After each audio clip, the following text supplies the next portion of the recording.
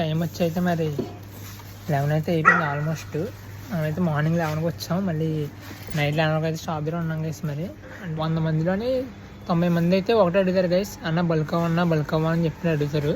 ఇప్పుడు బల్క్ అవ్వాలని ఉంటుంది, కాకపోతే బడ్జెట్ అయితే లేదు. Budget problem main.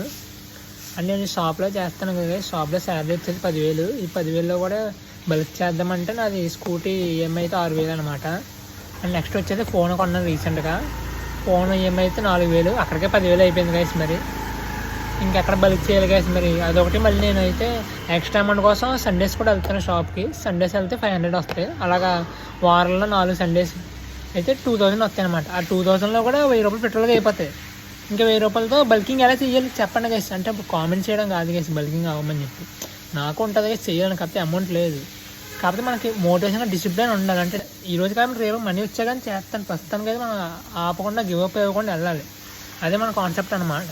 చెప్పడం ఈజీ గైస్, చేయడమే కష్టం. ఎందుకంటే ఇప్పుడు బల్క్ అవ్వమని చెప్తారు గైస్, అంటే మనం ఎన్ని కష్టపడదో మనకే తెలుసు. అంటే మార్నింగ్ 11కి వస్తే 10:30 టైంకి వస్తే మళ్ళీ నైట్ 11 వరకు షాప్ దగ్గర ఉంటాను. మళ్ళీ ఇంటికి వెళ్ళి ఎట్టింగ్ చేసి పడుకొని మళ్ళీ మార్నింగ్ వెళ్ళాలి గైస్. మైండ్ సెట్ ఎలా ఉండాలంటే మనకైతే మనం ఎలా ఉన్నా ఎలాగైనా ఫేస్ చేయగలం. అంటే ఏ ప్రాబ్లం ముందుకు వెళ్ళగలం. అంటే ఏ కారణం ఉండకూడదు.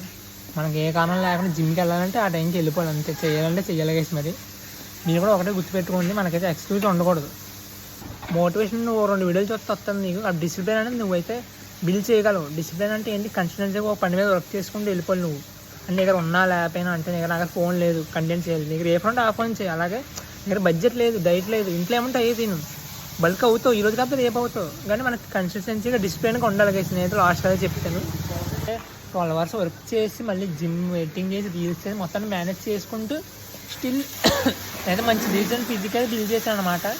కానీ కొంచెం బల్కింగ్ అవ్వగానే టైం పడుతుంది, ఎందుకంటే మనీ లేవు. మనీ వచ్చాక బల్క్ అవుతాం, కానీ అప్పటివరకు మనం ఆగకుండా చెయ్యాలి. అది మన పాయింట్ అనమాట.